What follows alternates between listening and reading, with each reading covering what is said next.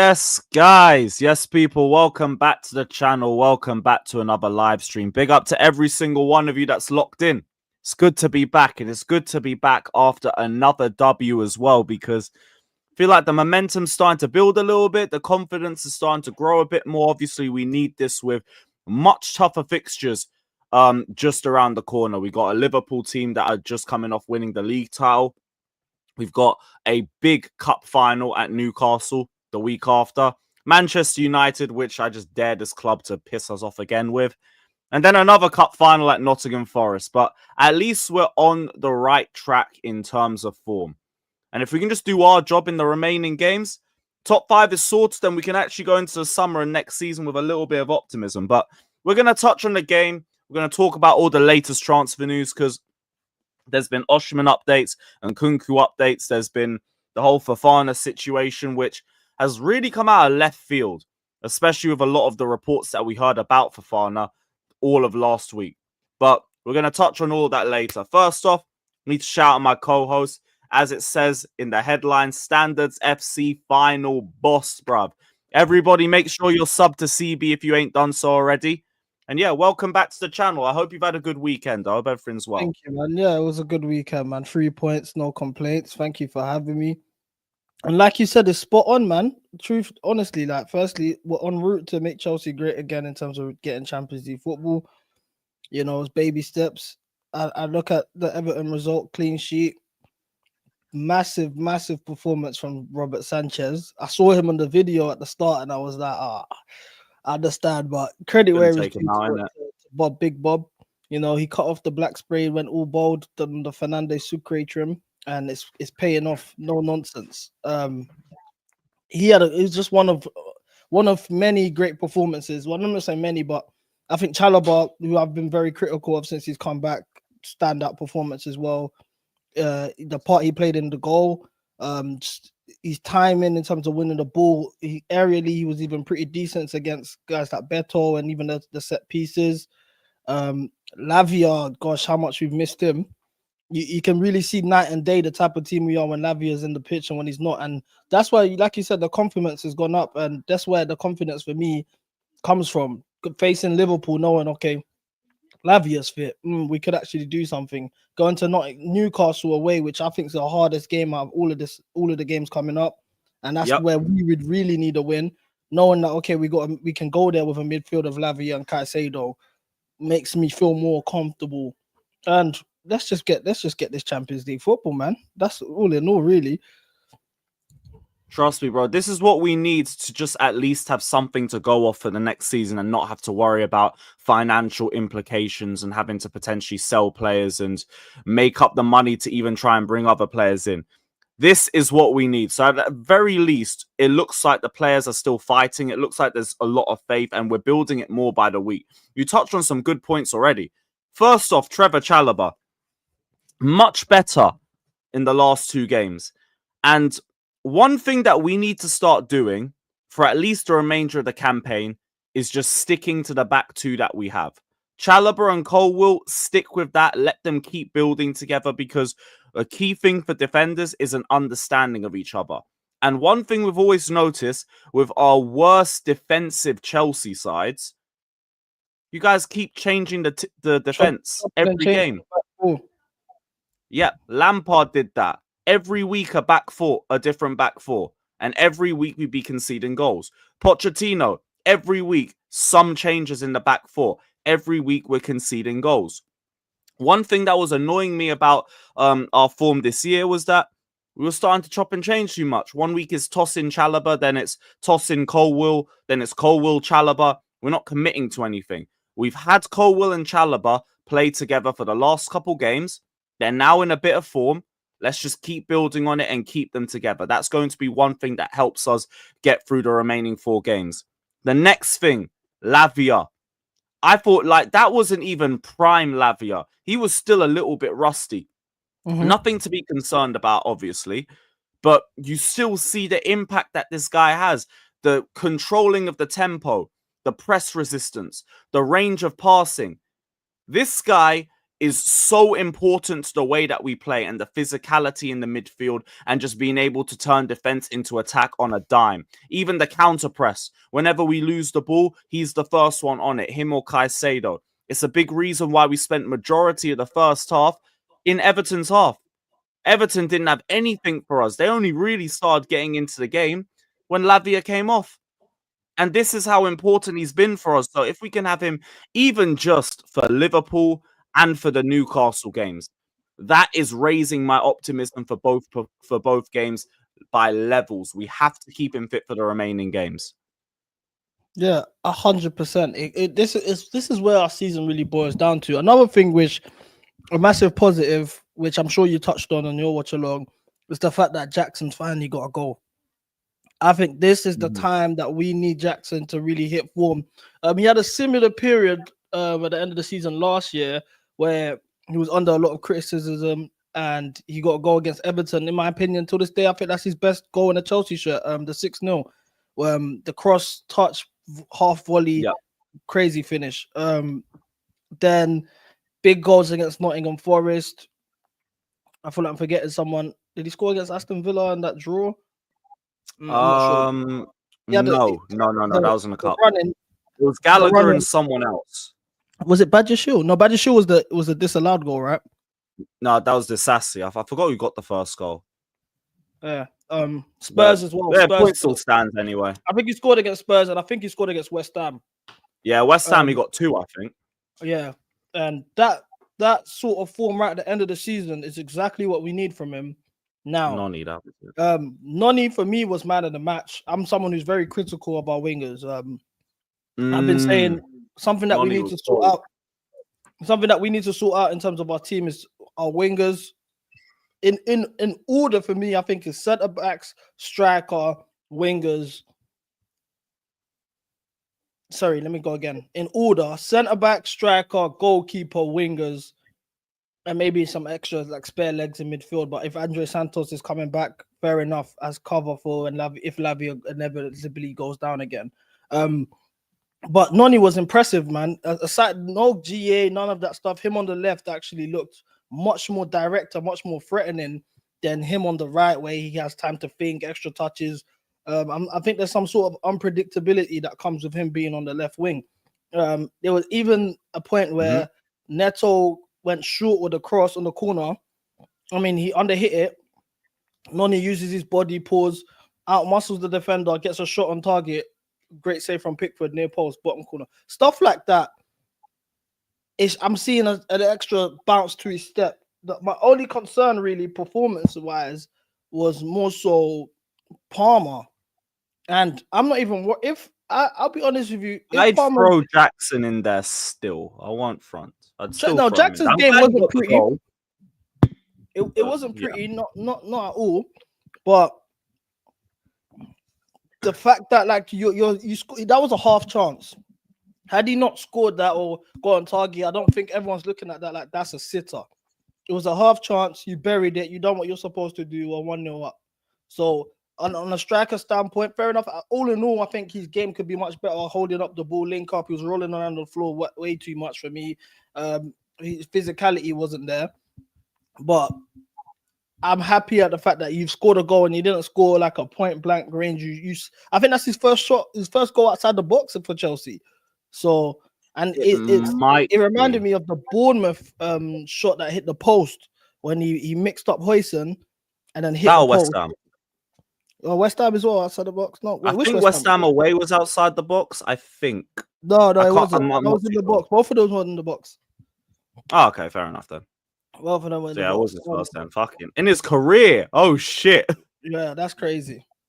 That's nuts. But to be fair, he's only been playing pro football for a couple of years. I'm actually quite happy with his performance just off that alone. But as I was saying, I'd be very happy with. I couldn't care less if Noni's on form, Neto's is a goal threat, Jackson is on form, we've got Lavia back, and we're winning games, and Palmer's not playing well, and we still win those games. I'll be honest with you, that don't mean nothing to me. Yeah, because at least it's showing that the team is doing their thing, and like that's what I liked as well. there was so many good areas the way that we played. We didn't have to like just rely on Palmer to just save us like it's been for so many games in the last 2 seasons. You got Lavia Caicedo dominating the midfield. Noni on that left-hand side. I've wanted to see him play on the left for a minute just because I think he likes getting onto his left-hand side just too much. You play him on the left, he's showing that he's a bit more comfortable trying to have shots off his right-hand side. And I'm not even thinking about now the possibility of him just being able to play on his left side, maybe sticking a bit wide and trying to deliver crosses into the box. But that's another area of dynamism that he could bring to his game in the future. There's a lot more potential in his game off that. But you could see that the confidence was flowing off him. And when the confidence is flowing, he is a massive threat in the final third. It is just about adding that extra level of ruthlessness. I think he's only a little bit away from that. He just has to get that consistency in his game. But it's good to see him have that performance once. I want to see him try and build on that in the next couple of games too. But we'll see. We know what it's like with these younger players. There's always like one step forward, then maybe one step down. And it's like you just have to see if they can get that level on a more consistent basis. But I do agree with you. Even though Palmer wasn't great, it's good that I don't have to rely on him anymore. It is just about making sure that we retain the fitness in the midfield. But a lot of those players showed out. Robert Sanchez as well. You even got there before me. That might be his best performance I've seen for him this season. That's including the Bournemouth game. Like, no bad mistakes. Key saves when we needed it. Claimed all the crosses he had to claim. Didn't get bullied in the air. Just show me that player more, man. In the first half where he tried to claim it. He tried to claim the ball, and I think Beto, he almost dropped it into Beto, but he recovered well.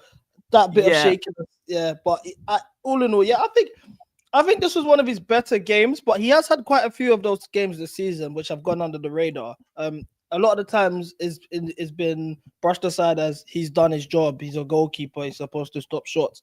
100%. But I think it's crazy to say this because we're talking about Sanchez. But in terms of the shot stoppers, I think he's one of the best shot stoppers in the league statistically. And the amount of points that he's won for us in terms of just through his shot stopping, I think he needs to get credit for that. And I've been saying this for a large part of the season. It gets put as your Sanchez stan. I'm not Sanchez. I think we need a goalkeeper, but he gets deemed as way more bad than he actually is. As a shot stopper, I don't think he's awful. I'd put him in top 3, top 4 keepers in the league this season as a shot stopper. The errors come from him playing on the ball and the distribution, his decision making with the ball on his feet. But that over reliance on the goalkeeper with the ball on their feet comes from the system that we play. In terms of shot stopping, I'll give him his credit. All in all, he's not a lot of the errors that come from his game come from the distribution. It's not like he's doing what Kepa would do and he's getting a hand to it and he's still going in the goal and stuff like that. Well, it was a great performance. But here's the thing, though. I don't think even the most biggest Sanchez hater would never really knock the shot stopping. We've never criticized him for that. We've criticized him because in spite of that, you make dumb decisions. It's not even like just a struggling to play out the back thing. That's one aspect. The other one is just bad decisions on the ball, bad decisions in terms of when to cross claim, or like just bad decisions in terms of when to come out and you can see the stupid penalty like against Manchester United earlier in the season. You will undo all of that good work with a bozo moment because when you're playing in goal, you can't be afforded those sorts of moments. Further forward, like Jackson, for example, he can have another game like he had on Saturday. If you score a goal, we don't care because that will overshine any of the other bad moments as long as you're just consistently scoring one of those chances in a game. If you can do that, we don't really care about everything else. In goal, though, you could save about 10 good chances. If you pass the ball to the opposition and they score after that, you fucked it. Yeah, it's true. And this is where the problem is with Sanchez. So it's like, you give me a few games where you just don't make any dumb decisions. And like, I actually wouldn't really be that worried about you. But we've seen that shit for 2 years. But we already know we need a new goalkeeper if we want to be serious anyway. One thing you did say, though, which I did want to ask on. So do you believe centre-backs is a bigger priority for us than getting a striker? The level of centre back, yes. Especially with like these reports of Fofana being replaced. Now, if we was to replace Fofana with Huijsen, for example, I would not be happy with that. Whereas for a striker, as much as I would love my first choice striker would be Isak or Gyökeres from Sporting. If we're basing this on finances and we want a penny pinch, I think we can handle the striker situation by spending 40 million on Jean-Philippe Mateta, for example, who's got a year left on his deal after this season, and get Jonathan David on a free. With Mateta, Jackson, David as striker options, we've penny pinched as opposed to trying to do that with the centre-back position. I think we need to actually go out of our way to get real quality. So the positions do need to get addressed. Like striker does need to get addressed 100%, but I think it's easier to be cheap with that position instead of targeting the big money Isak, Gyökeres, Sesko, whoever over these fancy names are in the transfer window. Even as much, I'm not a fan of Liam Delap, but someone like Liam Delap's 30 million. Mateta would probably go for 40 million. Jonathan David is free. When you look at the centre back market, an actual top centre back is going to cost you some money. That's really what I mean. I understand the argument. Like, here's the thing. I will say as well, like, it wasn't anything that was going to cause a brazy discussion because we both know those are the top two biggest priorities regardless. You can bring Petrovic back and give him a year off what we've seen at Strasbourg. That's fine by me. Centre-backs, there's a whole Fofana discussion that I will bring up later on, but like I hear the argument if you can bring in an experienced player. If we were serious, though, like, it would be Mateta and a statement striker. And that would be a big difference. That would be like the old Chelsea. That's what we do back in the Roman era. Now we might have to look at one or the other, especially if we don't get UCL. Mateta's looking like a really good shot because I didn't think he was on 1 year left on his deal. But I don't know with him just because like I feel like this has been more of his breakout season. I know he's been in the league for a couple seasons, but this is really the season where people are like zeroing in on him a bit more. I feel like I'd prefer him to Delap just because I think he'd be a bit better in the air. Delap doesn't really stand out to me as somebody that's like dominant. He could be a threat, but he's never looked scary or like he's actually threatening keepers like that. He's just got a bit of a leap on him. Mateta looks like a physical beast. So and he's got the height on him too. He's around 6'4". So I know he can give me something in the air. Not as sure with Delap. So I could hear Mateta still, but that's more if we don't get Osimhen. And the more I look at this Osimhen thing, look, I can't tell somebody to lower their wages, but the amount that Napoli gave him is tapped. And like with tax, it's 350k a week that he's on. With tax. Yeah. And it's like, I don't know. Like, if it was around 200, 250k a week, I'd really be saying, look, just put the money in. I don't give a damn. But you're putting up to 350. I don't know if I can push for that. That if they do it, it ain't my money. I'm not complaining. That's a lot, though. I don't know. I don't think one striker is enough. Even if he was to get Osimhen, for example, I would expect another striker to come in too. Like, I think we need two strikers, especially when we can handle the strike, at least one of the strikers for getting the Jonathan David on a free. I heard his sign-on fee is 15 million euros, so what, like maybe 12 million. I'd bring in a Jonathan David for a free. That's already one backup striker. We have Jackson, and we just need one marquee signing in the striker standpoint, whether that's an Isak, a Gyökeres, for example. And I will say, like I said with Mateta, we could live with Mateta. Is that my first choice? No. I'd rather have Mateta than Liam Delap for sure, 100%. But I think we need a statement signing up top that can just address everything, and we don't have to worry about strikers instead of sideways moves.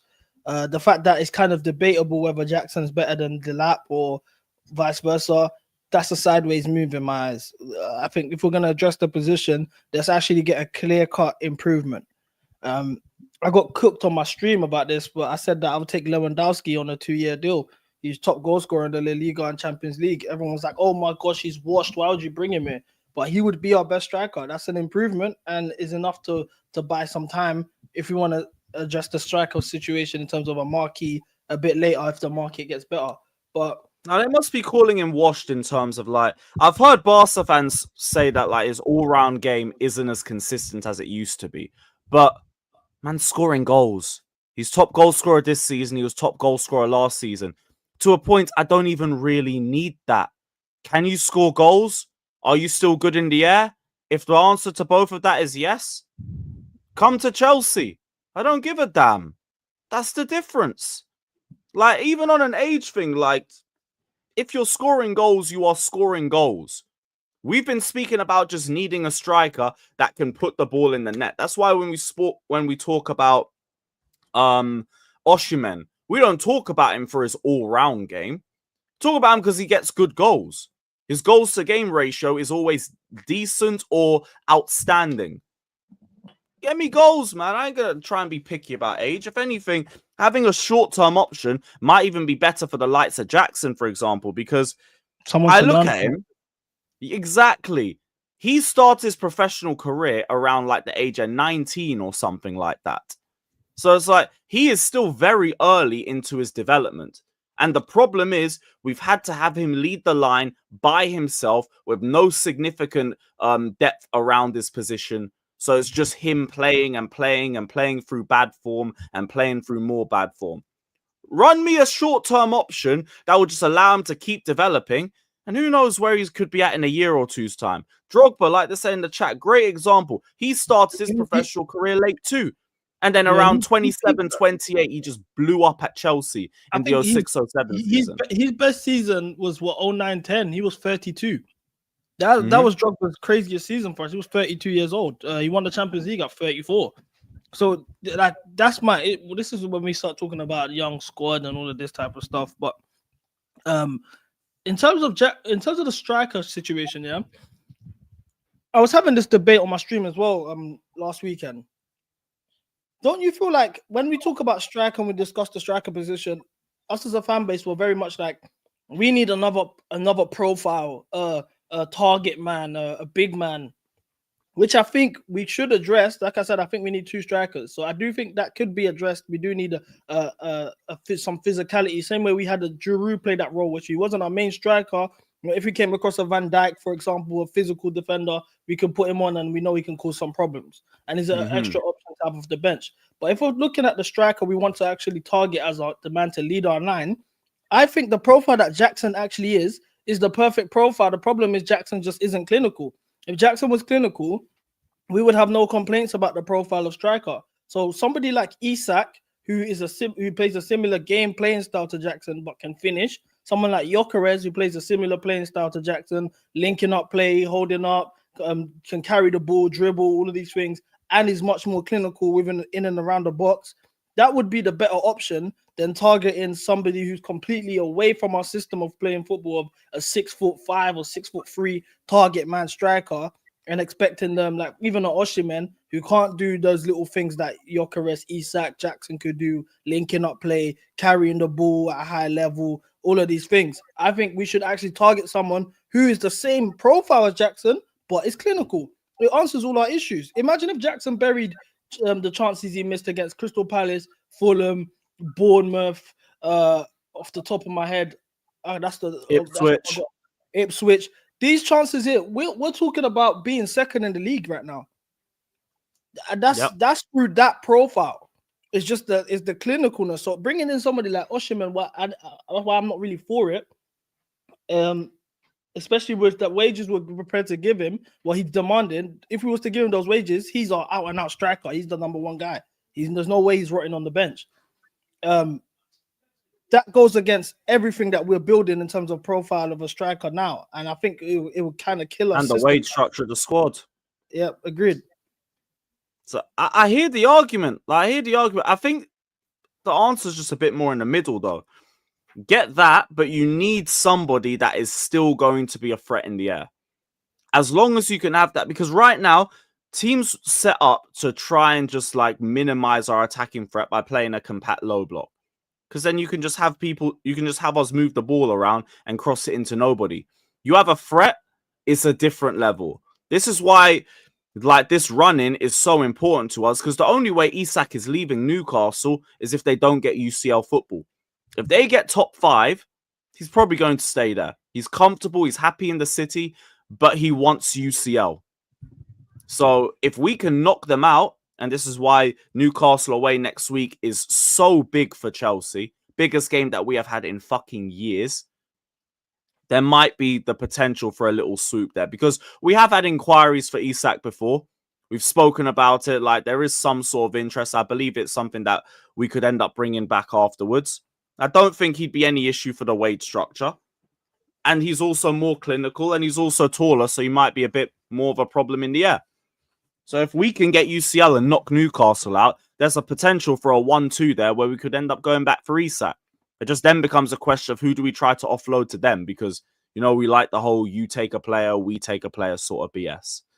But I hear it. I do hear it. Keeps on the same profile. You have the same sort of football, and we're still playing fluid. Whereas if it's only just a goal scorer, you're just trying to feed them the ball, and it does feel like you're a bit down to 10 in some instances. Yeah, 100%. And I want to be I want to make it clear that I do think we need a big man, a different profile as a striker.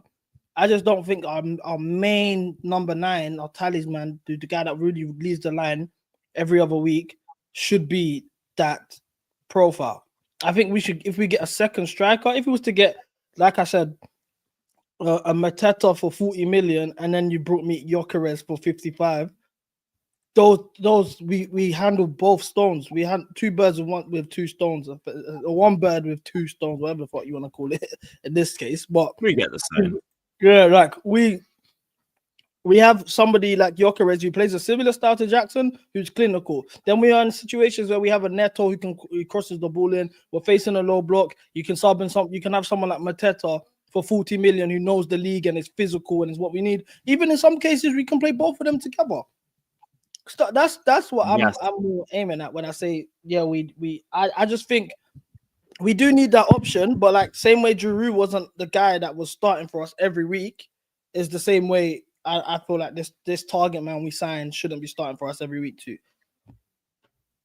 I hear it. Potential plan B option or something. Like, that makes a lot of sense. Big up J Show saying, are we sure Palmer is fit? Just a question. He plays with an uncertainty that makes me wonder. Like, it's more than just form. Decisions are poor and he seems to have to try harder than last season. Bro, to me, that is more of an indicator of lack of confidence. Playing with an uncertainty, over touches, bad decisions, overdoing things, missing chances. That's not a sign to me that he's not fit. I don't think it's a fitness problem either, because if that was the case, we just wouldn't play him. Like, he's already out of form. Why would you play an out of form and injured player? Doesn't work out. So for me, big up to you for the donation, but I think it's solely just he's in bad confidence, which is normal for a player of his age. And like, it's up to him to just figure it out. Like, I genuinely look at it as a learning experience for him. This is first like terrible run of form that he's been on with us. And like, there's no real worries or any fears. It's just sooner the better. The sooner we get the old Cole Palmer back, the better. I think we've learned something from his bad run of form though. One, it's showed everyone else, okay, with what I mentioned earlier, like they're performing without him. And I think we needed that sense, because this whole Palmer FC thing, I hated to hear that. Like, that used to annoy me, if I'm being honest. And the fact that that was our reality is something that needed to get addressed. As well as that, it kind of shows us as well that we've learned that he's not actually indispensable. Excuse me, there was points in the season where he couldn't be hooked. Even when he had bad games, Liverpool away, United away, for example, where he wasn't having the better games. There was options like Yao Felix on the bench, who I don't rate as high, but he's an option that wouldn't get any minutes because we'd play Palmer 90 minutes as if he was undroppable. I remember certain points last season when we was linked to Elise, and a lot of the fan base were like, why do we need Elise? We've got Palmer. When we could, I'm always for depth, quality depth. So playing both stuff like that. Now is like we can consider spending on other players in his position as depth because we're now aware of, okay, you are human. You're not a robot. You're not putting up crazy numbers, even though you are quality. But even now, if you're on a bad run of form, we have another option. He felt like his position was the only position where we couldn't consider options there, and I didn't think that made sense. So we've learned quite a bit through this time. Yeah. Like, I still low-key wish we kept him as an option, but even then, I'm with you where he's not really a needle mover like that. He's just like you get one or two good moments with him, and that's about it.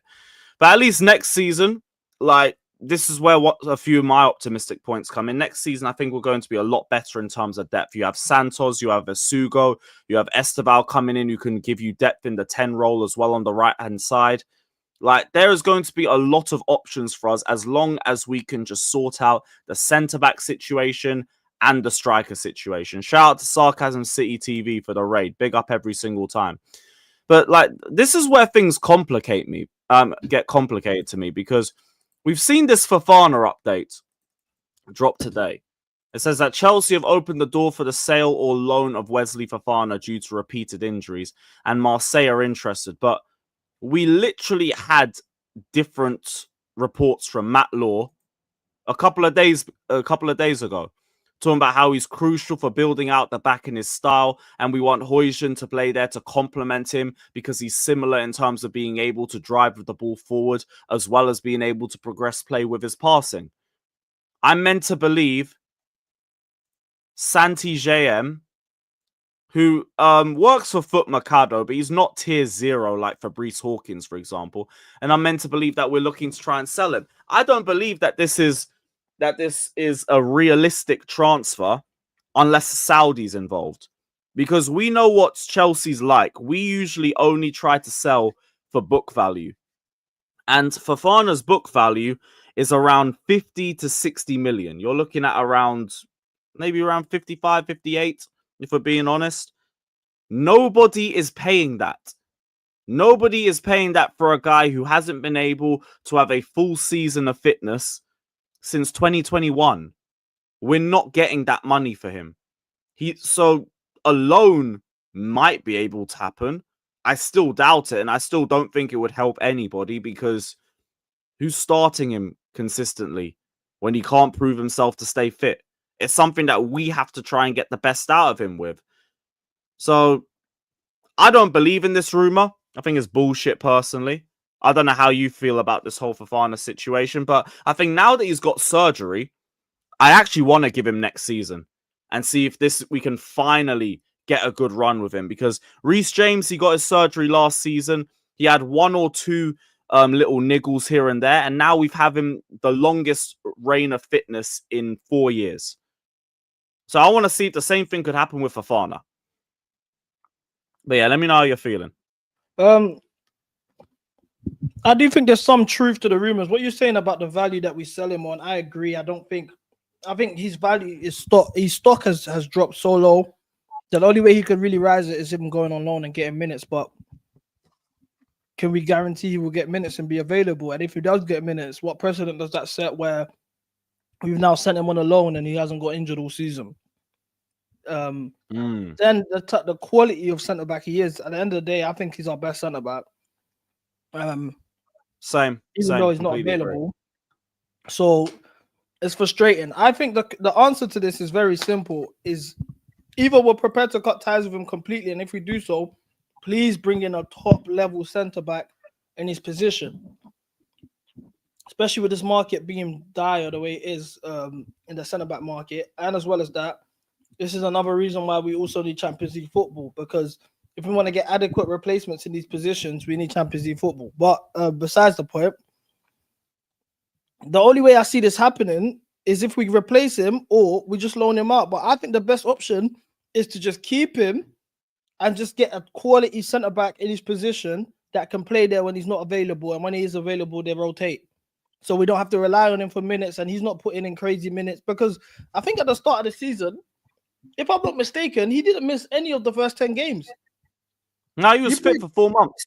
Yeah, he played 90 minutes every week. But for somebody who's been out for a whole year, playing 90 minutes every week, especially when we know, okay, Reece James had a surgery, which was very serious. let's take time let's ease him back into his role. Let's even play him out of position in a role where he doesn't have to run so much and he's not physically taxing to his body. Why was that approach not kept for Fofana? It's because they didn't prioritize the other positions in terms of the only person they brought in his role was Tosin, and they loaned out Chalobah. Thiago And Silva Tosin isn't even the same profile. Exactly. And that's why I felt like that position needed to get addressed in the summer. And I think last summer, and if we're gonna do it now, I think it's the best thing to do, because we're not gonna sell him on a loss, is to just keep him in the squad, just bring in somebody quality to the same level with him, or maybe if not better, and just rotate the minutes. And then that way it's not even physically taxing for him to come back and play 90 minutes week in, week out. He can come and start playing cup games, couple Champions League games. There's gonna be times when we play 3 times in a week, and you're just able to fill in and do that role, as opposed to you being the man leading our defense. I think those days are over, especially with the fitness issues. And I think if having him in that role for a whole season could probably raise his value and maybe sell him for something a bit better. But I think that's the best option with him. Do I believe there's some truth to those reports? I don't believe ITKs, even Fabrizio, even when I see Fabrizio Ornstein, unless I see the words bid accepted or agreement reached, I don't care about any of these reports. When I see stuff, I just, it's whatever. It's just something to talk about. But he is one of the higher earners in the team. We look at their approach when it comes to the higher earners: Chilwell, Carney Chukwuemeka, Nkunku, Sterling. Sterling, even Reece James there's some question marks in terms of his future, which we can touch on a bit later. But the next on that pecking order is Fofana, who also, look at the players that I've just listed. Chilwell doesn't contribute to us as much as I love Chilwell. Sterling doesn't contribute for us to the level of his wage. Nkunku doesn't contribute for us to the level of his wage, and unfortunately, Fofana, you don't either. So there is some truth that probably they are trying to get rid of that. Same with Chukwuemeka as well, trying to get rid of him. So it's just about how they go about doing it and who they replace him with. That's really my concerns. I agree, but my thing with this is that this is the first one to come out of left field and say that we're trying to get rid of Fofana. Everyone else is like saying we want someone to either complement him or we want somebody to be able to play in his absence as well. It's the first one to come out of left field, but that's where I think Højlund comes in. I think that's why we're starting to prioritize him to the level of what we are, because we see him as someone who can play in that role and also be able to play out the back too. He's multifaceted in that. He's good on both feet. He can pass out the back. He can ball carry. The problem with getting him in is you don't solve the leadership problem. If anything, it becomes more of a glaring issue. So if you want to get Højlund, now we're looking at going and getting two centre backs, and you have to go and you have to get somebody experienced. Mark Gay's been linked. Good centre back, not great in the air, good leader. But I don't even think in the experience, it's not the type of experience I'm looking for. It's just more Prem proven. I want someone that's led his team to win a trophy. I want someone that's actually got across the line, because that's the sort of experience I want to see dropped on this squad. Like Thiago Silva, the experience he brought to the team when he signed for us. That is a legend, the highest order, one of the best centre-backs ever to have graced this sport. Multiple league title winner. You learn a lot from a mentality of a player like that. Mark Gay's got good mentality, good leadership, but there's levels to it. And I just don't think he's at that level. Marquinhos, hell no. No. I would take Jonathan Tah on a free just because he's free. And then I will also try to bring in another centre-back. This might be unpopular, but I do think he's a clear improvement on the options we have. I would try and go get Upamecano. I think he's had a really good season at Bayern. He plays a similar style of football under company that we would play under Maresca. He's got the physicality that we'd require, experience. He's played in World Cups. He's won league titles, latter stages of Champions League football. He's still young. He got the ball playing. He's good in the air. I know you hear about there's bozo moments and that. 100% Upamecano will be better than every centre back we have at the club. And there's an option there. It fits everything that we're looking for in terms of the centre back. It's just not a fancy name, and I think it's doable. I know the chat's gonna be like, oh my gosh, no, all of this stuff. But oh yeah, the chat is not fucking with that one. I know. I'm looking at his wages. He's on 180 as well. But it's not appropriate name. But what do you say? What's on 180? But this is the thing. He's on 180k a week. But this is the thing as well, right? I hear both your arguments on that. Like, he's experienced. If you're saying he's had a good season, I'm gonna take your word for it because I don't watch enough Bayern Munich to have that conversation. Do worry about the whole Bozo stuff and everything, but like, you also got to look at the levels and think, yeah, this guy could just be a direct improvement to what we have still. So I don't know, man. I don't know. If he's having that much of a good season, then fairs. I ain't gonna talk about players that don't look at our centre back options, yeah. So it's Huijsen, Brandtwaite, and I'm forgetting someone. Huijsen, Brandtwaite, Tar, Antonio Silva. There's another one from Benfica that we were looking at too. I've forgotten his name. Every single centre back that we've just listed there, Upamecano's better than. Facts, 100%, and we can get him for 60 million. That's the thing. Based on everyone that we're linked to, he is the better option, but it's not a sexy name. Oh, Thomas Araujo from the Portuguese league. That's all him, the ball Araujo. playing, all the aura. Okay, give me his best 90 minutes in football. You couldn't tell me. Oh, Murillo, bring me Murillo. I thought we want height in our defense. Oh, bring me Guy. I thought we want guys that are good in the air. Every single box that you want to tick, Upamecano could do it, and he's better than all the options you're giving me. Huijsen, Brandtwaite, all of this stuff. Brandtwaite, Everton rejected a 70 million bid from him from Man United last season. So how much are we looking to spend on Brandtwaite when we could put even with Brandtwaite? I think he's just more of a box defender because that's what Everton centre backs usually are. So I don't know if he can do it high up the pitch. Agreed. So I hear the argument in terms of I can't just like turn my nose up at him and be like, no. Like, there's conversations to be had. Now, is there other players we can maybe look at? Like Bissek, that's a good shout. Bisek's another one that you could have a conversation with. He's good in the air. But bar that, like, the options, none of them really are like ideal. They still come up with a question or two. So if that's the case with a lot of these options, calm. Upamecano can make the list. And that's fine. That's fine by me. But you have to go and get another centre back if you're going to get Huijsen. But then you have the conversation that we're bringing in free because Mamadou Sarr's meant to be coming in too. I know he's having a great season at Strasbourg, and they play a similar style of football to the way that we play, so it should be a seamless transition. But again, the experience is always going to be a question. So if Upamecano can provide that experience, fair enough. I could hear it. If it's a Mark Gay, like, great, but he don't really give you the aerial threat that we want. So there's a problem. But this is also another option, especially it would make sense because Fofana, I'd like to believe, has value in France. He's highly regarded. Marseille. I think that's his next move. If it's Marseille, then it can't work. What I'm trying to suggest, yeah.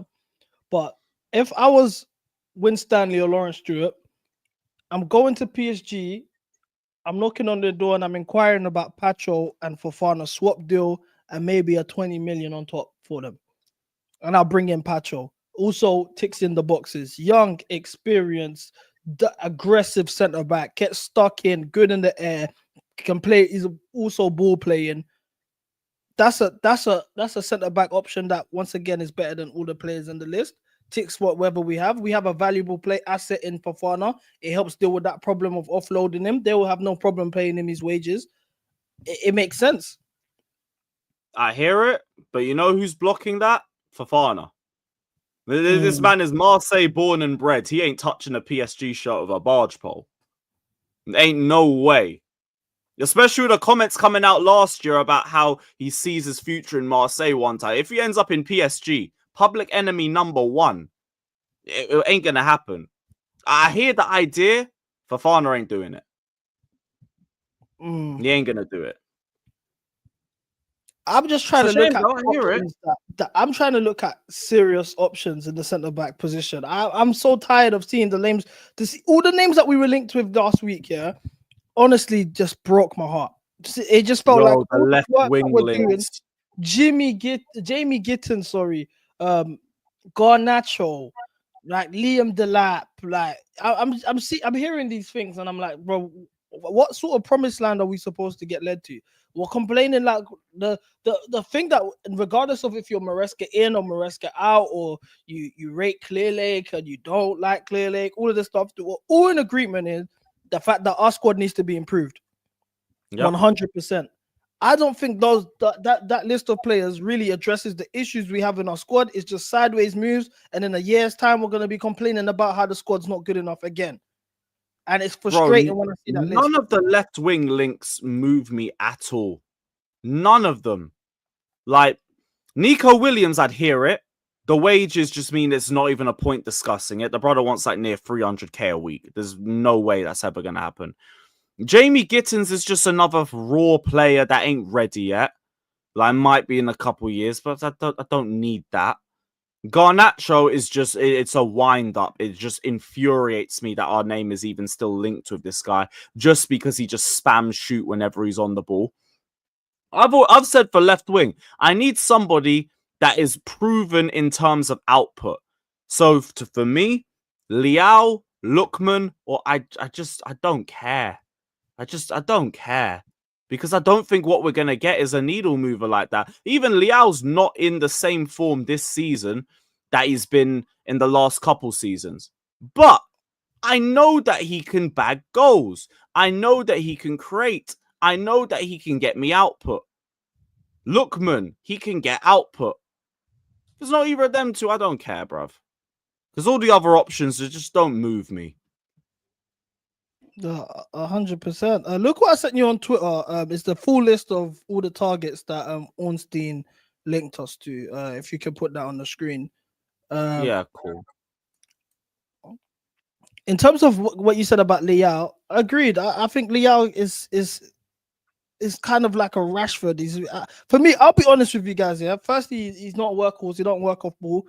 But yep, I'm telling you now, if we was to drop points on the weekend, and I saw Liao drop a music video, freestyle, whatever he does, I will lose my shit. This is the same thing that I had an issue with when at certain points we were linked to Memphis Depay. I don't want guys that are rapping part-time and football. No, I don't need that. That's the one thing that would drive me crazy. I don't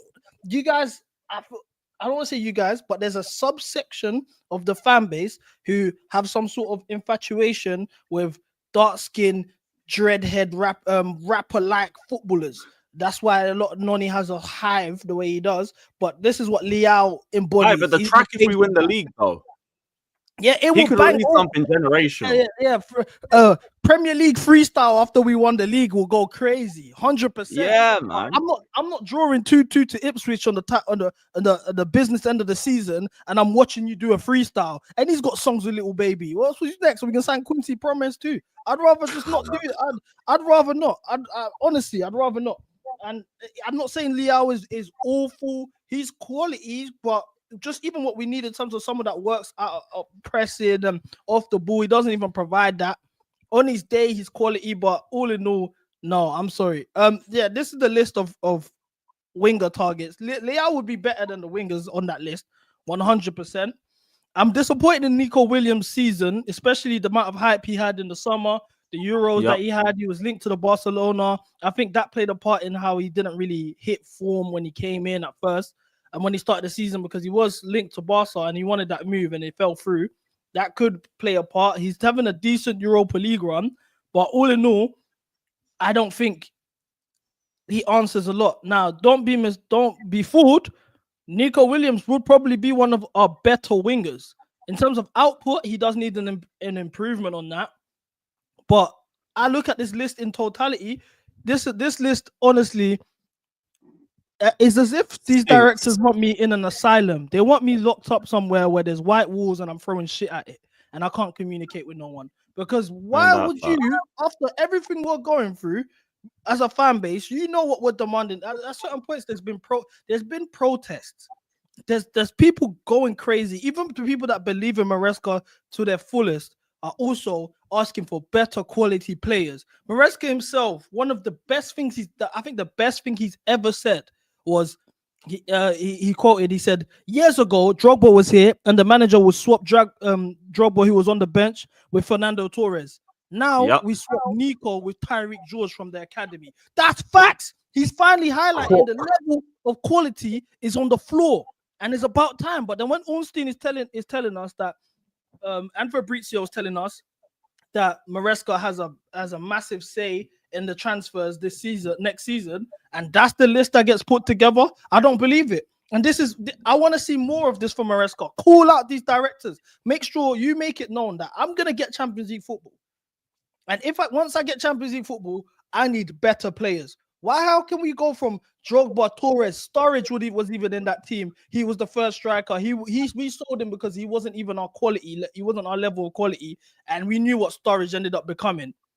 And now we're subbing off Jackson, who's has 3 years of 2 years as a striker in terms of development for Tyreek George in the business end of the season. It's thank God he's finally addressing this, because this is how standards get restored.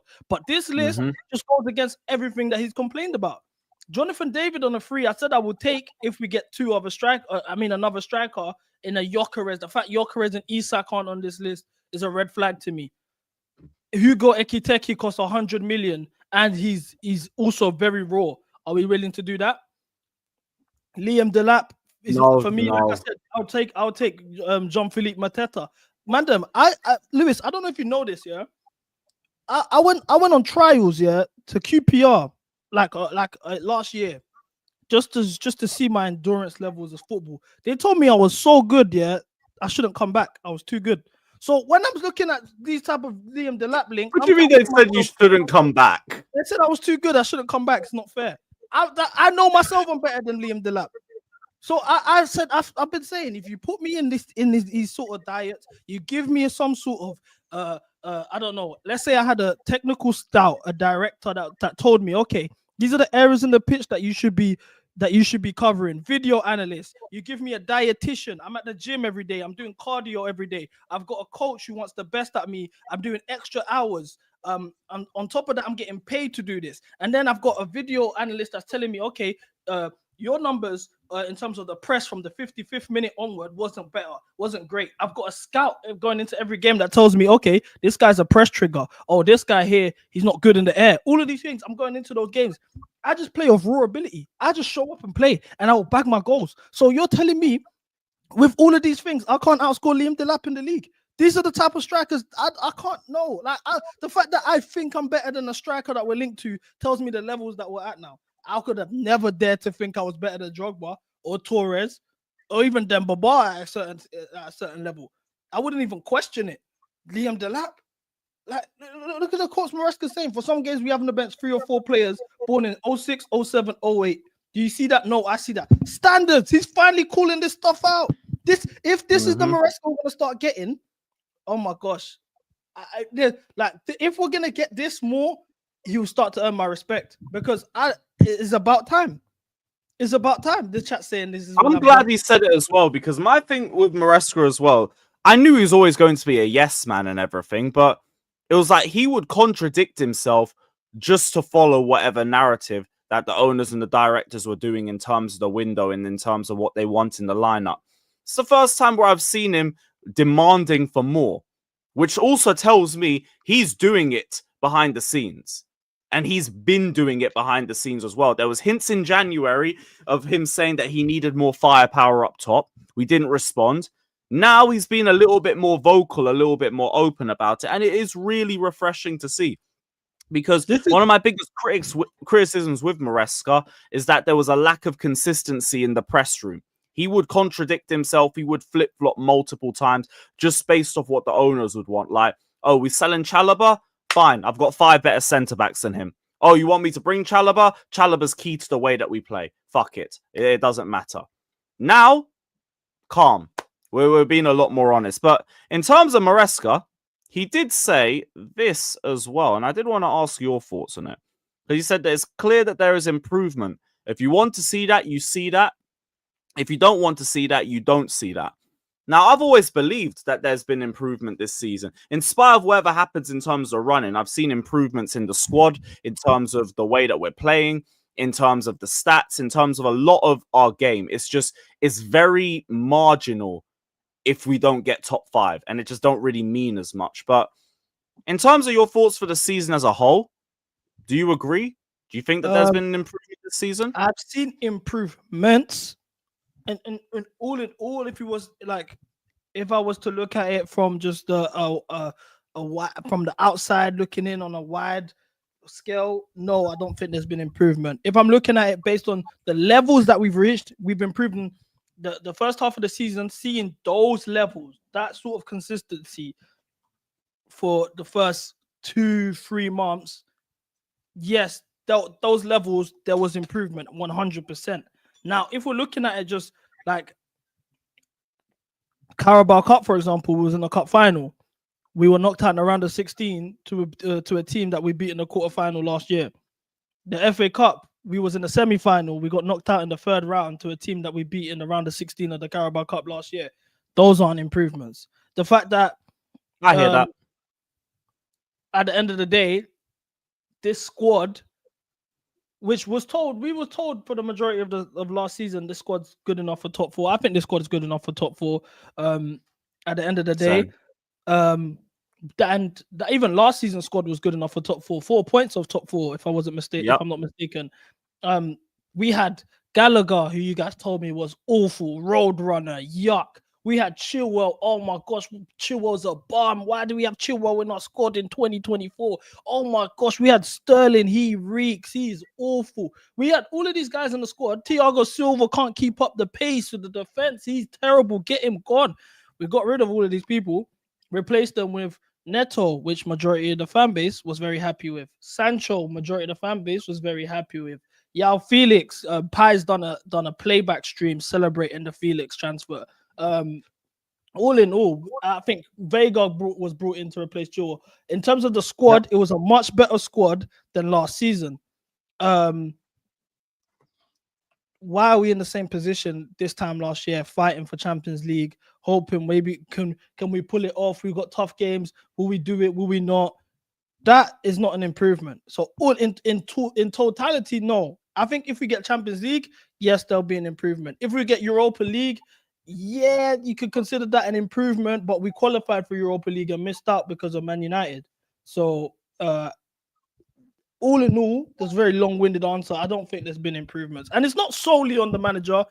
I don't think the directors themselves, regardless, I think this team's good enough to get top 4, but the directors themselves didn't handle their business in terms of addressing the issues we had in our squad. We knew we needed a goalkeeper. Sanchez starts every week. We knew we needed top centre backs because Fofana's injury prone and Thiago Silva left, and they loaned out Chalobah and they brought in Tosin, and that's it. We knew that we needed a better Gallagher replacement. They gave me Kieran Dewsbury Hall. We knew we needed a striker. We didn't. We got Mark Gu for 6 million. So those areas there, I would hold them accountable. Now, the whole argument that this is why it got cropped out of this quote, the Maresca argument that really pissed me off is, we was top 4 for majority of the season. He said that quote while we were sitting in 6th. And for me, Arsenal, for example, last season were top of the table for majority of the season. Oh, wow. They were top of the table. Do you think Arsenal fans would rather finish top of the table at the end of the season or boast about having the majority of the season as top of the table? It doesn't mean nothing if ultimately you're not there when it matters. So yes, it's nice. We've been top 4 for the majority of the season. Majority of that season when we was in top 4, we felt like we could have been better. We could have been second. When we were second, we felt like we was chasing first. I think I wanted to finish third at a certain point. I was saying, okay, we can at least finish above Arsenal. And that's not been done. So then I look at the Manchester City season, for example, and this is not, once again, not only on Maresca. This is when you now call out the directors do. Chicky in January. These lot had a terrible run of form. We're looking at Manchester City saying this is a crisis. It's the worst they've ever been under Pep Guardiola, which is basically almost 10 years.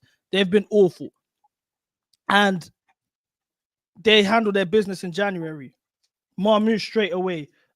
Nico Gonzalez straight away. Brought in these players. They're about to finish third and have the chance to get FA Cup. And this is in their crisis season. So then this is why now I point the finger at both of them, the directors and the manager. The argument, I see Field in the comments, the argument is Maresca's been here for 1 year. Hansi Flick's been at Barcelona for 1 year. He just beat Real Madrid, champions of the world, champions of Europe in the Copa different level of experience, though. I will say that. Like Flick was my number one choice when Poch got sacked. That's who I wanted. Yeah, agree. But that's why I'm saying now this is the choice, is the level of manager that we're going to get. Because when you get the top managers, you don't question, you don't brush things off as saying, "Oh, it's only been 1 year." It's not only 1 year. Like not been here for a year. Like if you get the creme de la creme, that's not the excuses we make. And this is my issue. It's not like I don't have a personal beef with Maresca. I don't. It's not for me. Poch versus Maresca. I don't care about that stuff. But if you want a certain level, if you have a certain level of manager, you have a certain level of expectation standards that are set throughout the club.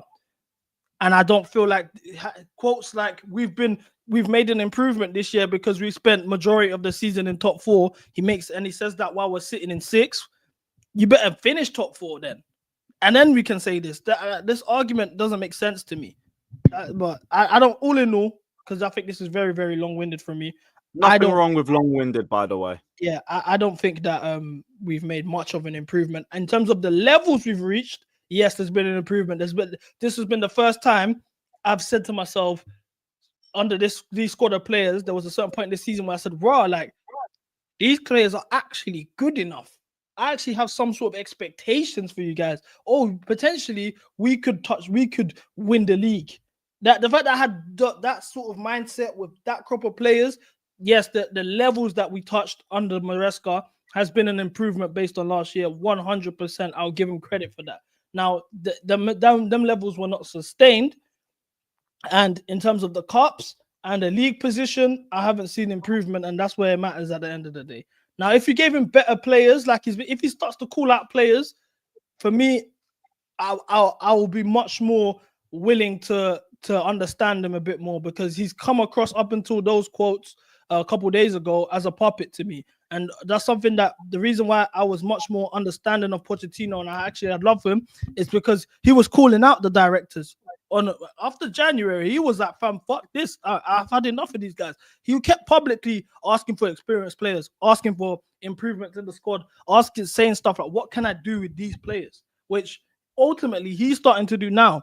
Like, if he keeps this standpoint out and he's calling them out consistently, it means two things. It's either what he needs to ensure first and foremost that we get Champions League football and win that Europa Conference League, but it also means that now potentially you're either clashing with the board because now you're taking this stuff publicly. Even these type of comments for me, it seems as though he's kind of defending himself.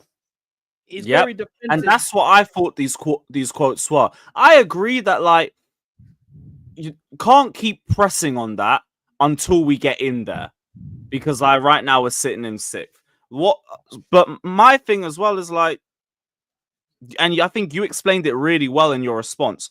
Marginal improvements, they mean more if we end up getting into the top five. I do think there's been a bit more. Like, I think in spite of like me not rating the back line, I think we're a lot better defensively than we were last season.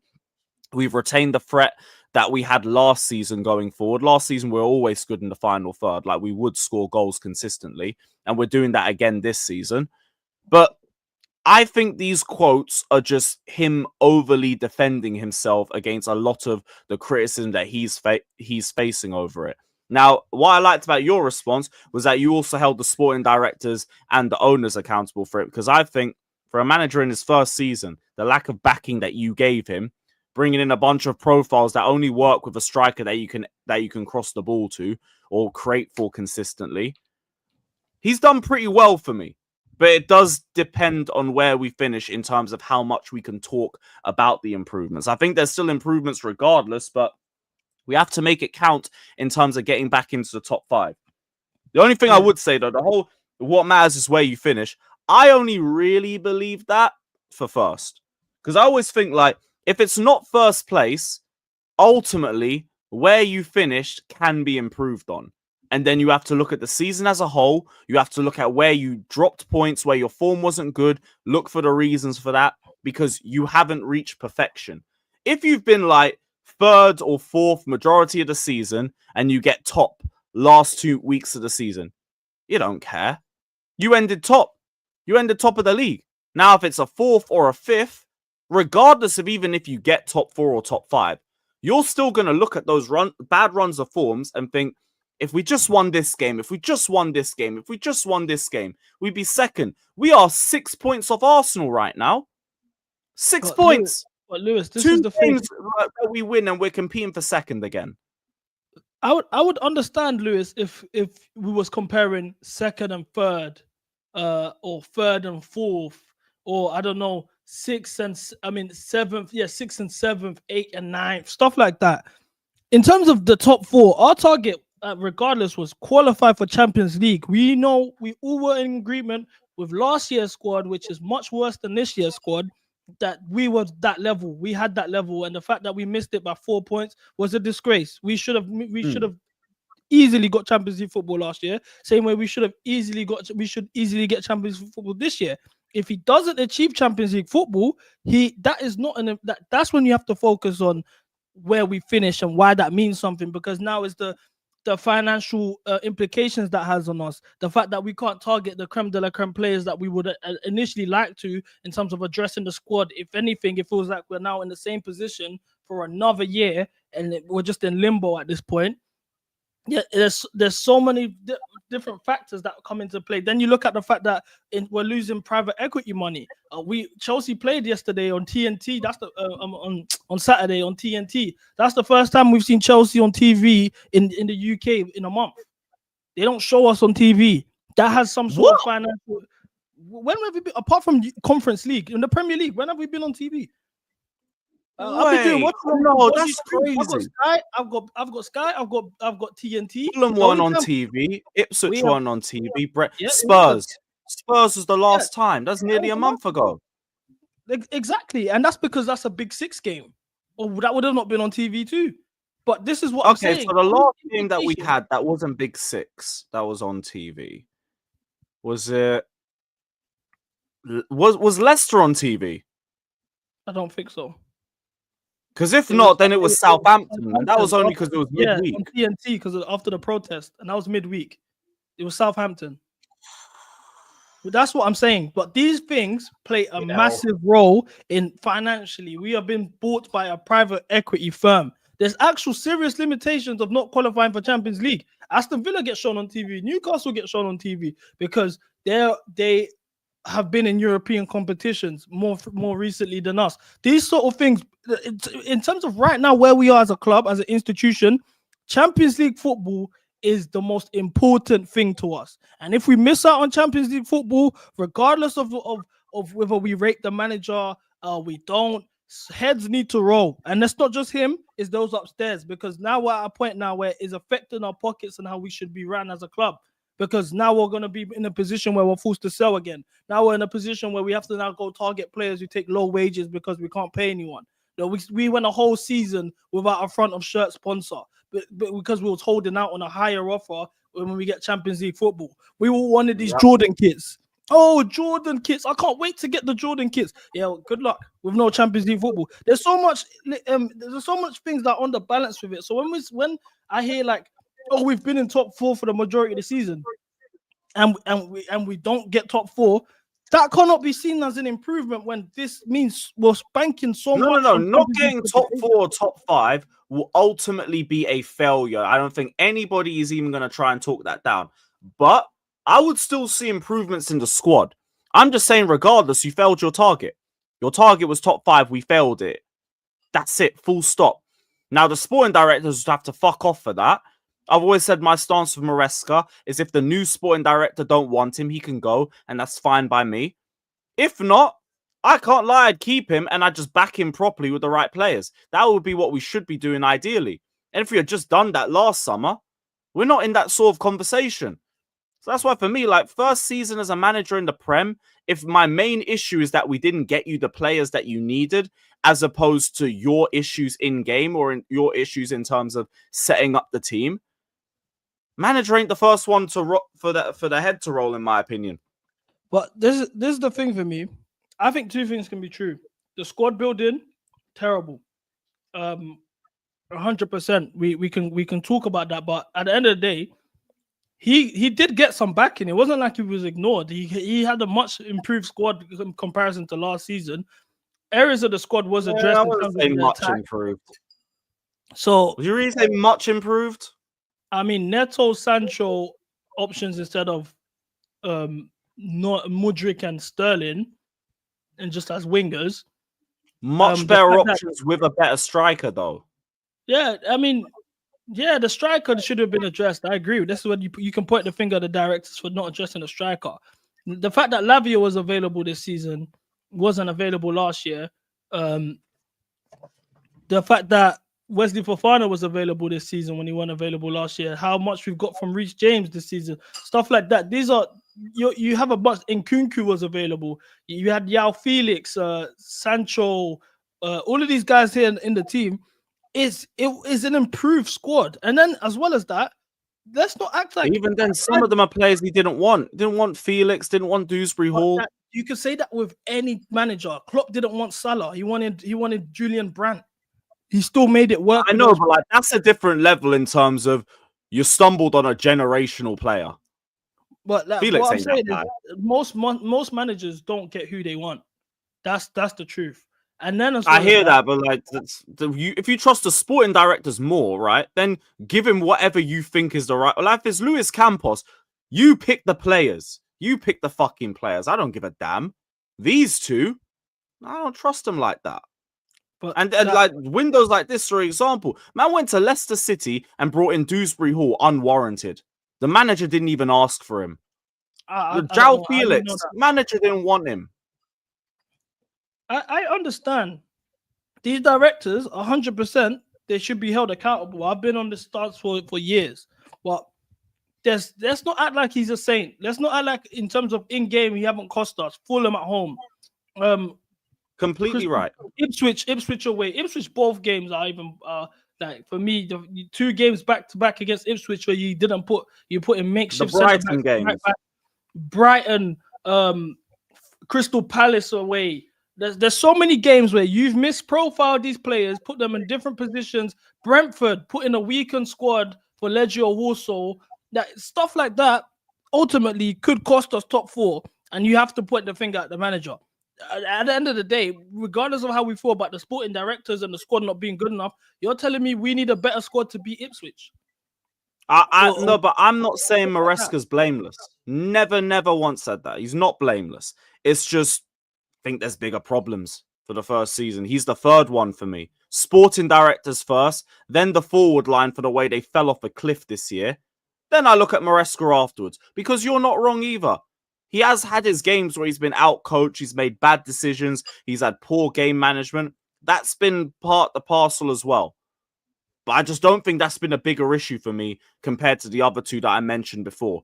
I think in spite of that, for his first season, I low-key think he's done all right still compared to everybody else and everything that I expected. Because I expected naive moments from him, like going up to Newcastle and bringing a Conference League team for the Carabao Cup and then just getting eliminated. And even then, we were still the better team. Felix and Nkunku just stunk out the pitch. But like, okay, can I ask you a question? Do you feel like with correct backing, do you think Maresca can win us a league title or a Champions League? I think we could compete. Whether we could win or not, I don't know.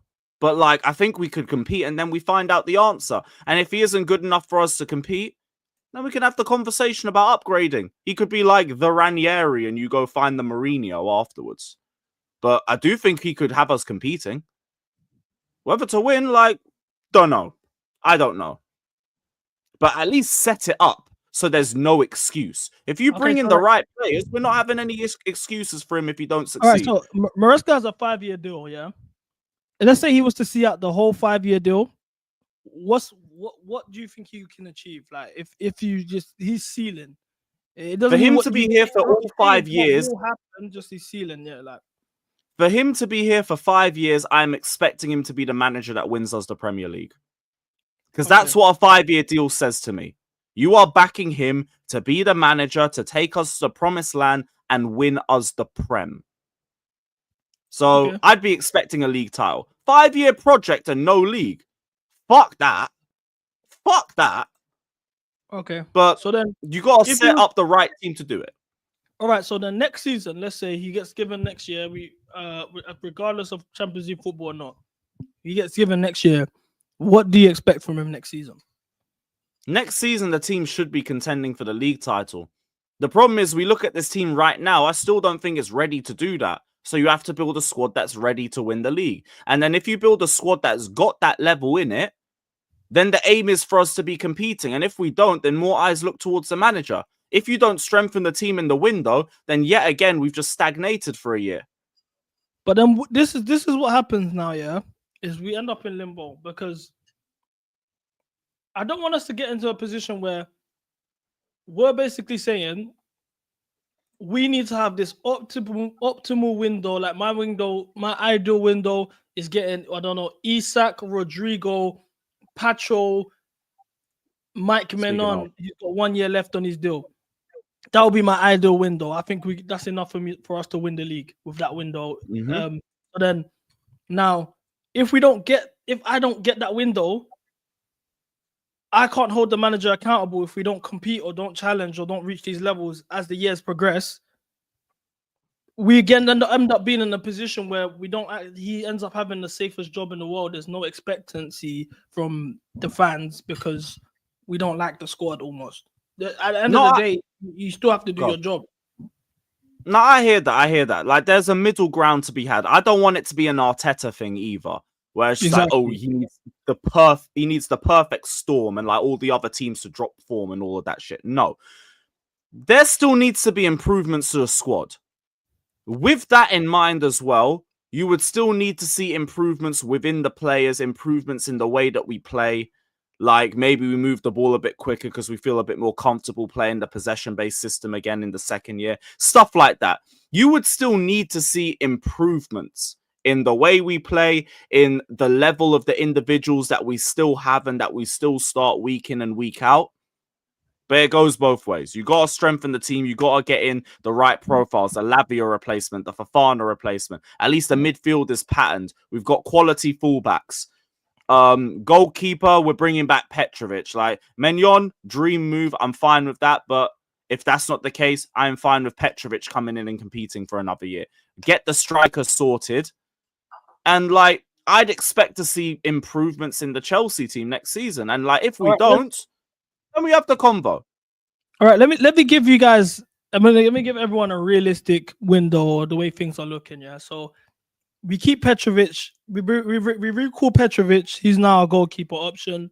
We got Mamadou Sarr coming from Strasbourg, and we get Huijsen as well as our centre back. Quenjo's coming in. Estaval's coming in. So in terms of wingers, we only need one winger. The way it's looking, I don't know. We would get this is me being even generous, and then Bembo from Brentford, yeah, and then. On a striker, we get Liam Delap. And we have Andre Santos, who's come back, who's been recalled as well, so as the Lavia option. What can Maresca do with that squad? So we're saying Mbuemo, Santos, Asugo, Petrovic. Did I miss someone? And Liam Delap. And Huijsen. And Liam Delap. And Huijsen. And then, of course, Mamadou Sarr's already come in as well. Now, that team, in a second year of Maresca ball, you would want second or third, ideally. Although even then, second, that'll also depend on other teams as well. Because, like, Delap still, to me, isn't a needle mover like that. So I don't know what I'm dealing with him. So Probably aim more for third. All right, I see. Kavka's view. Big up says top three. Big up, Chat Kavkas.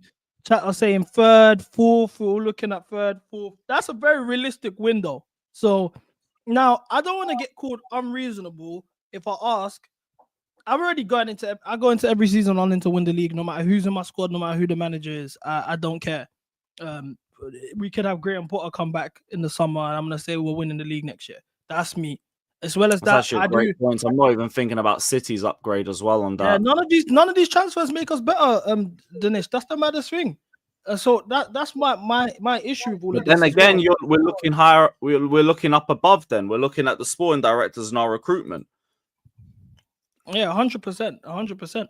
But like for me, I don't know if you know this, yeah. Do you not see the bigger problem then? Because like we look at that and like who else is improving with those players to get us competing for a league title that we realistically will bring in? I don't know. This is the thing for me, yeah, because Barcelona have an experience. They have a balance of experience in Lewandowski as they're leading the line, but relatively that squad is very young, inexperienced. They won with Xavi. In Europe they had the zero aura, and really they're not really a great Barcelona squad. They're in their first year together under this new manager. I remember when we lost to Arsenal, everyone was saying, not you specifically, but a lot of people were saying, well, we've only been together for a year. Reece James said it, Caicedo said it, Maresca said it, a lot of the fans said it. Yep. Flick has only been with his team for a year. They're en route for a treble. They've just won Copa del Rey against a Real Madrid side that's been with their manager for 4 years and have won the Champions League, the current holders of Champions League. They're in the semi-final of a Champions League, favourites to win the competition. And when you highlight that, what's the natural reaction? Well, that's Hansi Flick. What do you expect? Look at the level of experience Hansi Flick has. Of course he's going to do that. He's won a treble already.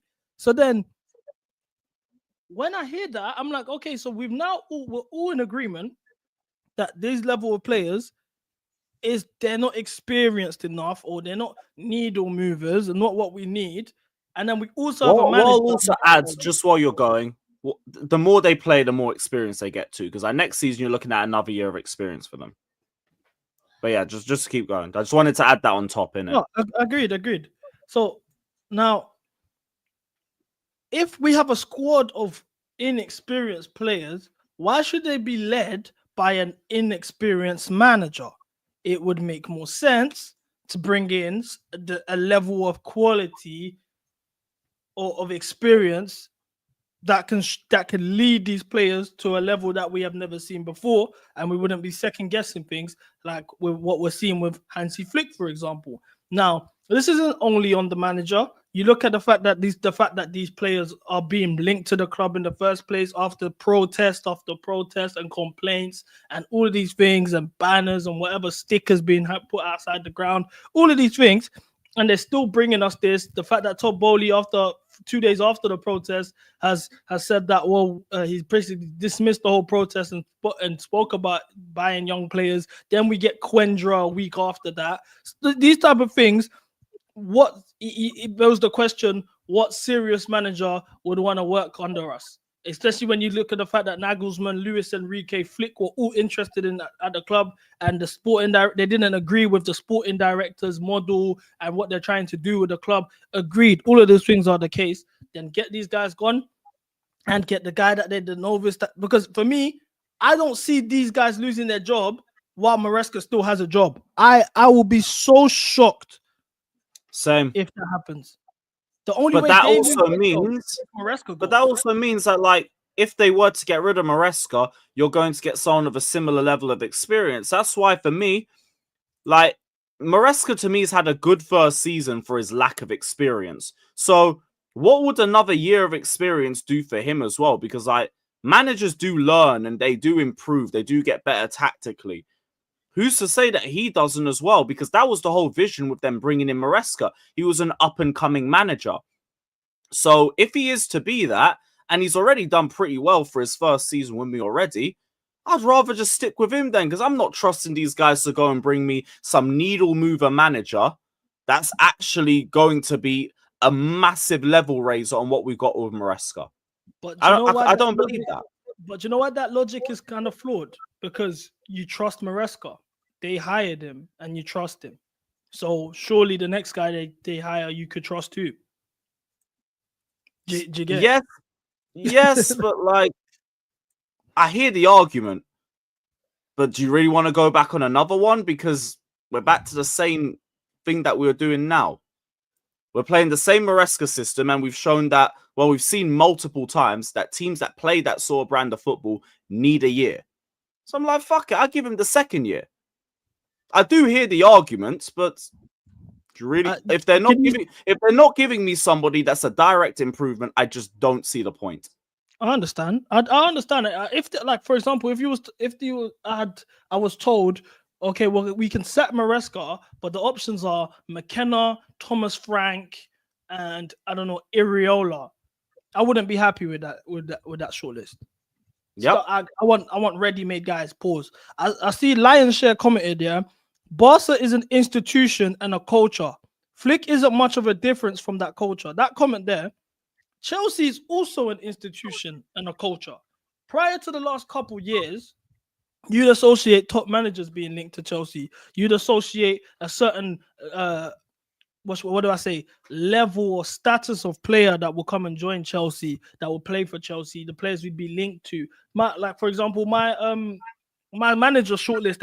I was asked on Twitter by Pies, who would you bring in if we was to sack Maresca? And I said I'll get Simone Inzaghi, I'd get Carlo Ancelotti, I would get Xavi Hernandez, and I would get Xabi Alonso. That would be my top 4 shortlist. Everyone looked at me and said, "Oh my gosh, that is so unrealistic." Oh my gosh! I look at my player transfer window shortlist. I want Isak or Gyökeres or Lewandowski for 2 years. Those are my striker options. I want Pacho or Upamecano as my centre backs. I want Mike Menon. I want Rodrigo as a winger option. I want Reinders from AC Milan or Barella on a swap deal with Enzo. Everyone looks at me, oh my gosh, that's realistic. But that's the culture of our institution. That's the Chelsea that I've seen for 20 odd years. So when I answer these things, why am I looked at like a crazy old man? That's why it upsets me. Even the sporting directors, I would have no issue if they just continue to do the things that we do or actually look at when you consider Chelsea. When you look at when you think about Chelsea and think of the players that would be linked to Chelsea or the managers linked to Chelsea or how we'd run our club, even the style of football we play today. I know we saw it with Sarri. We've only had 3 JDP managers. Andre Villas-Boas, which was a disaster.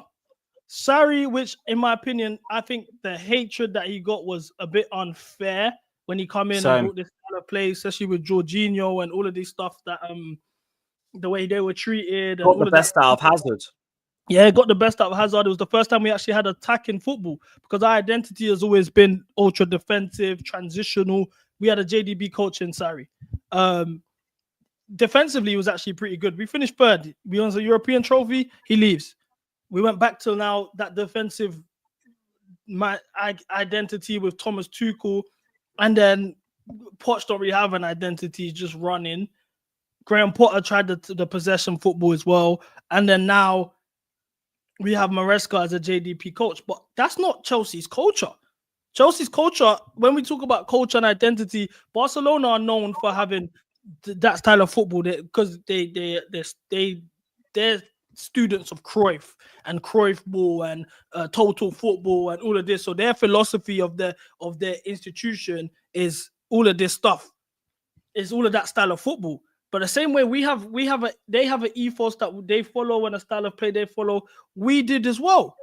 So I don't understand why am I a bad guy for asking for our culture to be reinstilled nowadays under this model. Am I a criminal? Am I? They look at me like I'm insane. Oh my gosh, that's so unrealistic. So why should we just dismiss a whole? You know what? You know what it is? You know what it is? There's been such a wave of like just overarching negativity about where Chelsea is as a whole, in terms of the culture, in terms of what our long-term plans are, in terms of results on the pitch, to a point where anything that you try and bring to the table We'll just instantly get shot down because, oh, we're just not that Chelsea anymore. Why are we talking about all of this? It's not realistic. You just shoot down everything because nobody can even be asked to have that sort of optimism. It's drove me nuts for a long period of the season. Now to a point like, because top 5, I don't think is, well, it still isn't in our hands. I understand the negativity a bit more. But this has been the case for much longer than that. And it's just because there's so little belief in the manager, in a good chunk of the players, in terms of direction of the club. Managers aren't listening to anything. It's just Chelsea are doomed, the end. I'm not listening. And that's why I think we've been getting shot down as much. Yeah, I don't like, I'm not super negative. You see, for me, I'm if anything, I'm really passionate. We win games, I start telling people, I start shouting Palmer's better than your Mal, or we're gonna win the league, all of this. I'm very like, I wear my heart on my sleeve. You believe we're in a title race, which isn't something to shoot you down with. It's to say that you can be optimistic. I wear my heart on my sleeve a lot when it comes to Chelsea. I've always been that way. I'll never change, to be honest with you. But I just want like order to be restored. Like I think as well, like the negativity thing. Like, for example, I think I've said if we get a new stadium, we should have a Roman Abramovich stand. The same way there's a Matthew Harden stand, there should be a Roman Abramovich stand. Change the East stand to it now, in my opinion. I agree with that as well. But I don't like the fact that when people like report, like, for example, aggregators would tweet, oh, Roman Abramovich chants are ringing out at the stadium, and the comment section, oh, that's so toxic, all of this. Why is it toxic? We sing Lampard's name, we sing Super Frank, we sing double, double, double, we sing all of these things about previous legends of the club and all these things. Why is it a bad thing to honor a legend that's done something for the club? Why can't we honor Abramovich, whether we sing his name, win, lose, or draw, or give honor, have a stand in his name? All of these things is like anything to do with that the previous tenure or ownership is dismissed as toxic, negative, and I hate that. I feel like we're being gaslighted to just ignore the new 20 owners, years of our history. The new owners don't want the legacy of Roman overshadowing them when Chelsea aren't at that level. They can't have it. They're already under enough scrutiny without putting even more emphasis on Abramovich. They'd rather pretend he didn't exist. Yeah, but this is why I think as a fan base, yeah, we need to lean towards for the better good of Chelsea, lean towards that culture, the last 20 years, what we identify Chelsea to be, because that would pressure the ownership to compete with Roman and do these type of things instead of dismissing, we could ask for our standards, just Chelsea standards. I don't know, let's sign Isak for 150 million this summer, like as a statement. Fuck it, why not? We're Chelsea. And someone would say, oh, Daddy Roman's gone, it's not the old Chelsea. You're doing their job for them. Then you complain about the directors and the squad building, but you're dismissing that. You accepted it almost as, oh, well, we're not the old Chelsea anymore, so forget that. No, we should be leaning towards this stuff. We should be honoring Roman Abramovich. He's a legend at the club. It's not toxic to give him his flowers. It's not even this, Roman wasn't sustainable in his last 7 years or his last 5 years or whatever bullshit that gets said, even though we won a league in 2017, a FA Cup in 2018, Europa League in 2019, went to even FA Cup, that is standards, by the way. That's just straight standard. This is during the unsustainable era. And we've done all of that. So then, why do we act as if we dismiss it or it's old news? We should be leaning towards that, glorifying that, putting that on a pedestal, so then the owners and the directors can look at this and say, this is what Chelsea fans want, as opposed to just pure, naivety, or just giving them pure hope and faith for no reason. Oh yes, they have a plan. Trust this. It works. Roman's model wasn't sustainable. This one is, and we're yet to see anything. The fact that it's 3 years. For some of us, though, because you just said the key word, 3 years. For some of us who are willing to just see it out, hear it out, see where their idea is going to take us. We're now at 3 years. If we don't get UCL within the third year, fuck off. Because what project is no UCL in 3 years minimum when we're talking about needing to contend for a league title in the next year? We've spoken about how important top 5 was for us, even though they tried gaslight us for about 6 months with it. And you expect me to believe it when top four's been in the balance for the longest and you've done nothing in the last 2 windows? No, not hearing it. So I'm with you on that in terms of like keep the same standards for Roman.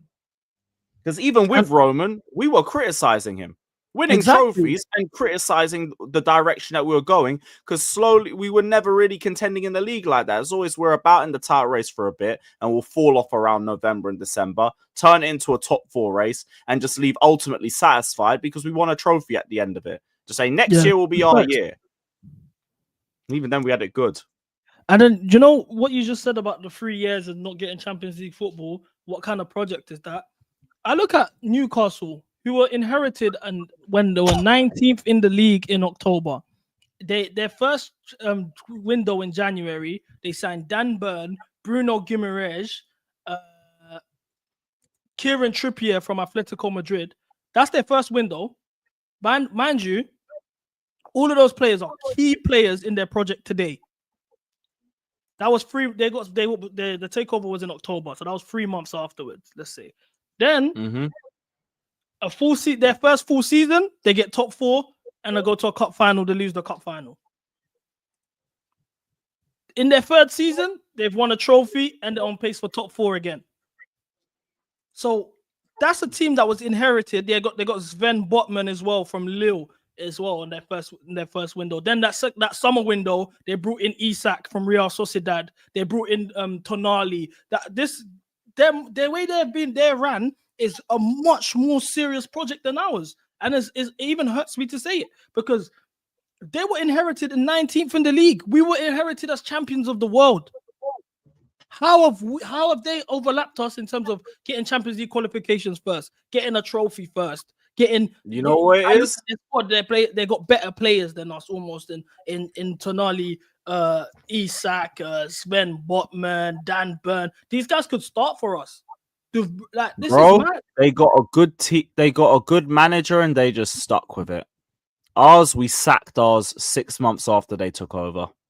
And we've just been sacking. They never sacked Eddie Howe. That's as well. That's true. They never sacked him. Tuchel was just there to keep. And they just got rid of him. And then we've just been flip-flopping with managers and different styles of play ever since. It's part of the reason why I'm more willing to keep Maresca, because out of all the coaches, he's the one that showed me the most in one season. And like, I'd rather just keep that just so we can maintain the possession-based culture they're trying to keep within the squad. Just at least for 1 more year. And like, if there's no improvement next season, I could hear getting rid of him for an upgrade. Sporting director still got a fuck off too. But I could hear it just based off for his first season in the Prem. It's not been a car crash. It's been pretty decent from him. Bar a couple of games where obviously he has to be held accountable for because he is not blameless at all. But this is why this is another reason why I'd rather just keep the coach. Too much sacking. I don't think it's going to get to that point. I don't even think it's just simply coaching. I think it's the ambitions of the ownership as well. I think Newcastle's owners, just their ambition lies on, we want to be one of the best teams in the world. They're building a new stadium, 70k capacity. Insane. All of these, their ambition is we want to be the best team in the world. Our ambition is we want to be the best footballing business in the world. That's the difference between Newcastle's project and Chelsea's project. We have no intention of competing and winning titles and all of these things. At the end of the day, we just want to be a good team with nice clothes. We got good merch. We can get celebrities to come. And as long as there's young players that we can flip, no problem. We're not trying. This ownership don't want to win. They have not shown me anything in the 3 years that shows they want to win. The only thing I've seen that shows to me that they want is Champions League, hence the multiple sackings. The fact there's been 5 managers under these lot. Other than Champions League football, forget all of that. It's up to them to show different, man. It's as simple as that. Big up to Godswill. He says, all those names you drop, CB, how is any manager supposed to win with that? No serious manager wants to work with these clowns. Out them first. He was the first to out them, to be honest. Big up Godswill, Mike. But, I've been calling this up for ages, man. For ages. It's even now when I see, like, obviously I've been I criticize Maresca a lot, so I do see a lot on my Twitter with people that are just kind of new to me. Were like, I never hear you call out the directors. Oh, is you never say anything about the directors and the owners? You must be a clear late guy. I'm thinking, wow, you have no idea, man. We've been doing this for so long. Yeah, he's been doing it for a minute still. But big up Godswill. Appreciate your donation, man. Big up to Sean saying realistic window, Delap, Gittins, and Hoysen, meaty. Oh, Yeah, that's horrible. That fucking stinks of piss. Do you know what irritates me as well? Yeah, why have we become like a club that just targets players that don't start for their country or they're not key players for their countries? We went from a point where we had 6 international captains in our starting 11. Delap don't start for England. Will he get called up for the World Cup? Like, you know what I mean? It's because they're such young players. They haven't broke into the national teams like that. But this is the thing that irritates me because there are young players. There are under 25s that play for their countries. Like, this is why the under 25 model for me always irritated me, because you could get the creme de la creme, Florian Wirtz, Musiala, Declan Rice. I know a lot of people don't rate him. He's Cobham, so I'm gonna always rate Cobham. Even then, they're proven from a younger age. We're not looking at that. We're looking at players that are this close to proving them. That's what the model is. Get them before they blow up and they cost 3 times the price that what we originally could have paid for them. That's why it's a high risk move. And that's just the project. What I will say is, if you consider the targets that we missed out on, Bradley Barcola, Desiree Doué, Olise, Osimhen. If we manage to get all of them, wow. This is a completely different season. I think we win the league. Mm-hmm. And that's why it's so irritating. Why the wage structure has fucked us in the arse. Yeah, but this is why it's more so as well. Champions League football fucks us. And that's why I don't want to go through that again this summer, where we don't have Champions League and we're interested in all these players, but they don't want to play for us. If we qualify for the Champions League last season, we get Olise, no question. Yep. Olise is a definite. Osimhen's probably still a no because of how much the whole package ends up costing, but you end up getting an Olise at the very least. Also, seen people just dropping this quick. This is not an update like that because the local council was always the main issue when it came to Twickenham anyway. So it's good to see that this article's dropped, but like, it don't mean nothing. It don't mean nothing. And even then, like, that's only a case. Well, no, Else Court still hasn't even been sorted anyway. So yeah, long way away from anything being completed with that. Big up to Tap Out Tobes. What a name. He says, will you go conference parade if you win, but no top 4? Brother, when were we doing a conference league parade? Conference parade is insane. If we do a conference parade, that's crazy. Yeah, no one's turning up to that shit, man. Look, we're going to it differently. They have to do like a we won it all parade. Like we've won it. We've completed Europe parade. Maybe. I don't know. No, but even then I'll be like, only Cole Palmer can touch the Champions League then. Just because he's the only one that's fucking won it. Or Reese. No, Reese. Reese and Chilwell. They're the only ones that could touch them trophies. Because, no. Even then, I'll be so real. Nobody should be turning up to that shit. Fuck that. Fuck that. That is absolute garbage. You, man, though. Big up. It's been a great conversation as always. Big up CB for hopping onto the channel. It's been great to catch up. And guys, don't go anywhere. CB's going live right now. There's another stream. We're redirecting over there. So everybody head to CB's channel. And we'll see you guys soon. Up the Chelsea. Take care, man. Big up.